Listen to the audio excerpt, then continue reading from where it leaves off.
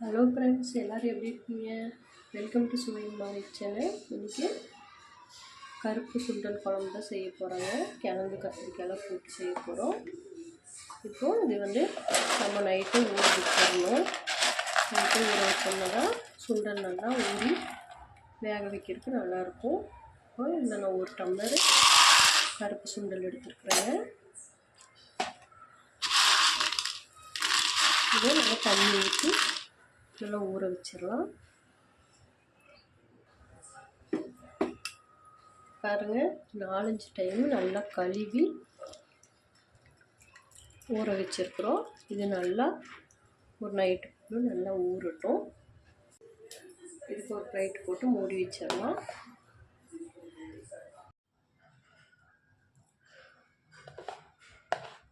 பாருங்கள், இது நல்லா ஓவர் நைட் நல்லா ஊறி இருக்குது.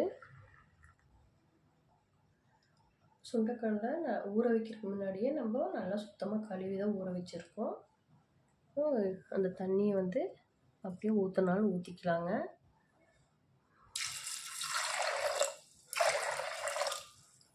பெரிய டம்ளரில் 1.5 டம்ளர் தண்ணி ஊற்றிருக்கிறேன்.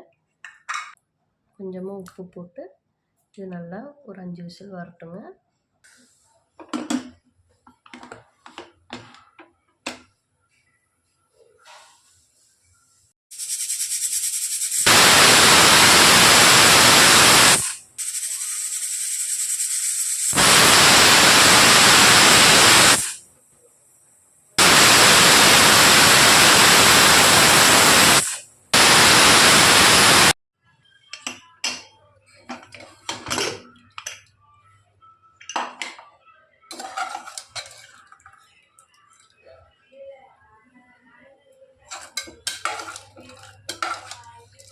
இது நல்லா ஒரு 7 விசில் விட்டோம்னா நல்லா பஞ்சாட்டம் நல்லா வெந்துருச்சுங்க.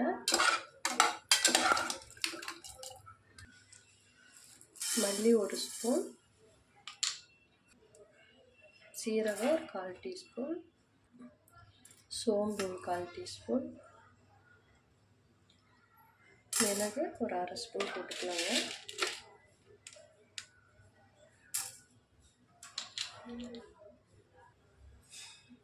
நாலு மிளகாய், காய்ந்த மிளகாய் காம்போடு போட்டுக்கிறேன். வறுத்துட்டு காம்பு எடுத்துடலாங்க.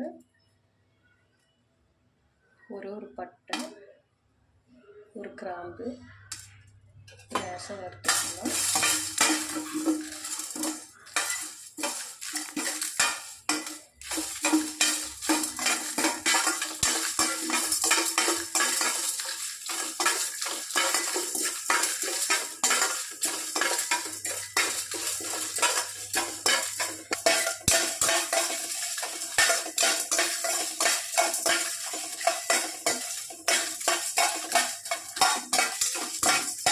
நல்லா வறுபட்டுருக்கு. ஒரு வேறு பாத்திரத்துக்கு மாற்றிடலாம்.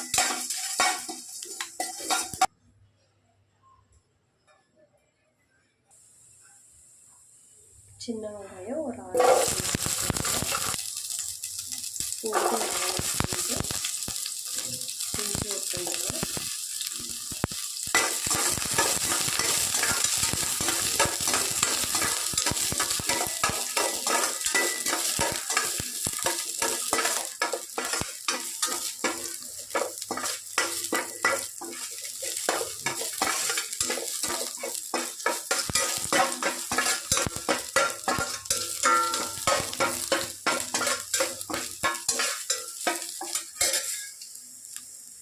ஒன்றரை டேபிள் ஸ்பூன் தேங்காய்.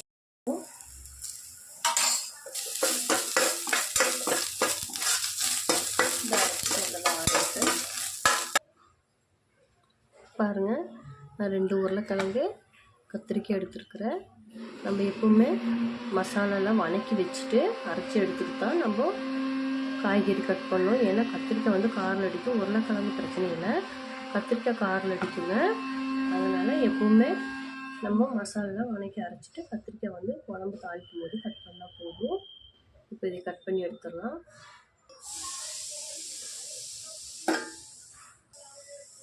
எண்ணெய் காஞ்சிருச்சு, கடுகு போட்டுக்கலாம். கொஞ்சம் கருவேப்பிலை, 3 பல் பூண்டு போட்டுக்கலாம். இது தேவையான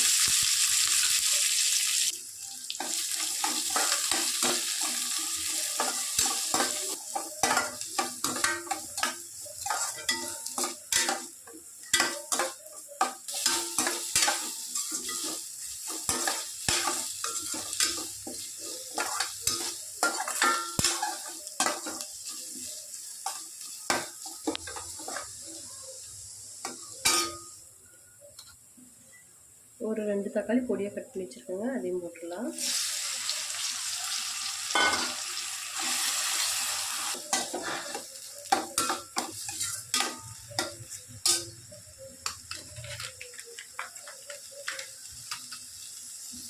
இஞ்சி பூண்டு பேஸ்ட்டு ஒரு 1/4 டீஸ்பூன் போட்டுக்கலாங்க.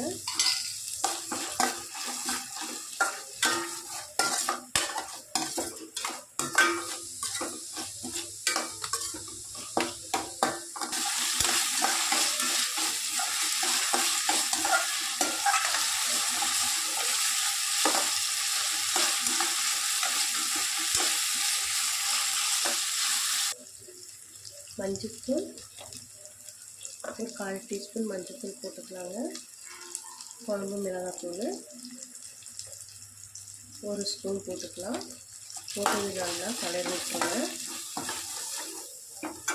குழம்பு மிளகாத்தூளும் போடலாம், இல்லைன்னா சாம்பார் பொடி இருந்தால் சாம்பார் பொடி 1 டீஸ்பூன் போட்டுக்கலாங்க.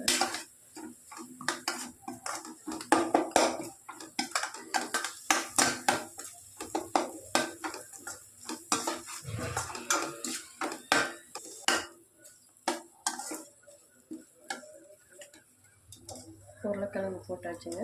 உருளைக்கிழங்கு தோலோடு தான் சீவி போட்டிருக்குறோம் லேசாக, ஏன்னா வாய்வு தொல்லை எதுவும் இருக்காது. இந்த மாதிரி போட்டோம்னா இது நல்லா கலரிட்டு 5 நிமிஷம் கழித்து கத்திரிக்காய் போட்டுக்கலாம்.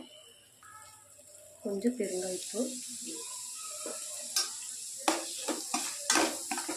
நல்லா அப்படியே ஒரு 2-3 நிமிஷம், ஒரு 5 நிமிஷம் அப்படியே வணங்கிட்டுங்க.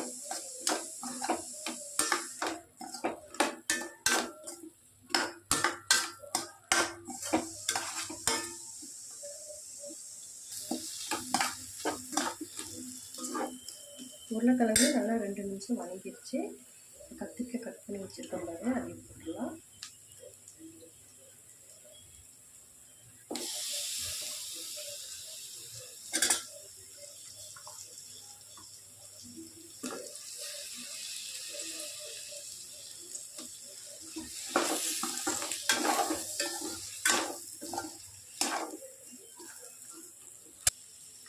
கல்லுப்பு ஒரு கை போட்டுக்கலாங்க.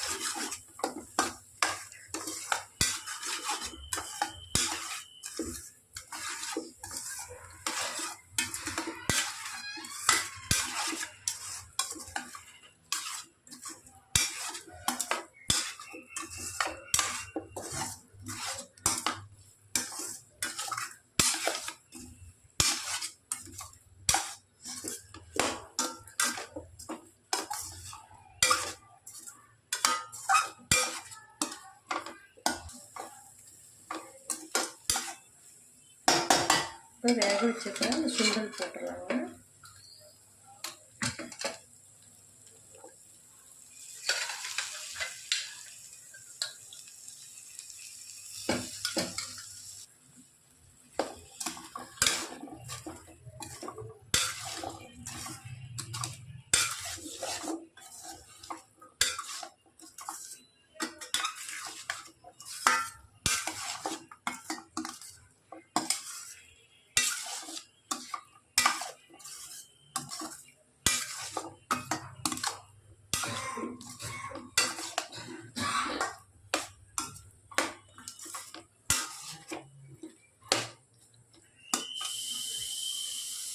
இப்போ நம்ம அரைச்சி வச்சிருக்கிற அந்த மசாலா போட்டுடலாம்.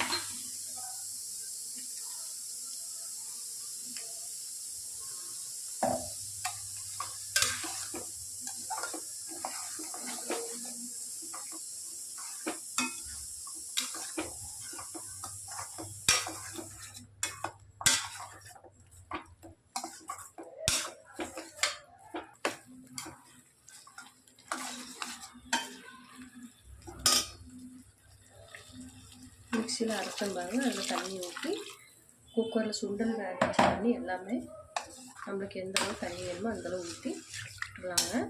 ஏன்னா நம்ம உருளைக்கிழங்கு இன்னும் வேகணும், நம்ம வதக்கி விட்ருக்குறோம். இது நல்லா ஒரு 5 நிமிஷம் 10 நிமிஷம் நல்லா வெந்து வரட்டும். அதுக்கு தகுந்த மாதிரி தண்ணி ஊற்றிக்கோங்க.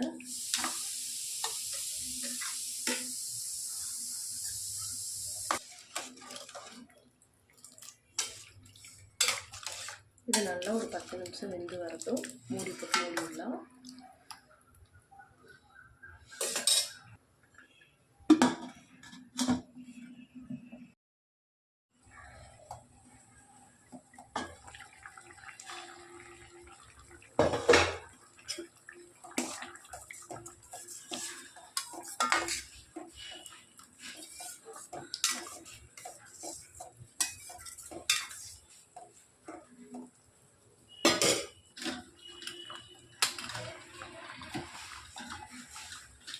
நெல்லிக்காய் சைஸு எலுமிச்சம்பழம் புழிஞ்சு வச்சுருக்கேன், அதையும் ஊற்றிக்கலாங்க.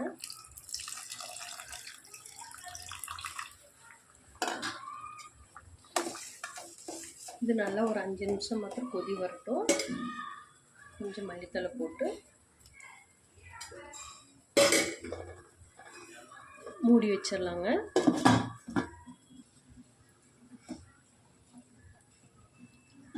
அஞ்சு நிமிஷம் ஆயிடுச்சு பாருங்கள். சுண்டக்கடலை குழம்பு ரெடி ஆயிடுச்சு. நீங்களும் வீட்டில் ட்ரை பண்ணி பாருங்கள். இந்த வீடியோ பிடிச்சிருந்தா லைக் பண்ணுங்கள், ஷேர் பண்ணுங்கள், சப்ஸ்கிரைப் பண்ணுங்கள். ஓகே, பாய்.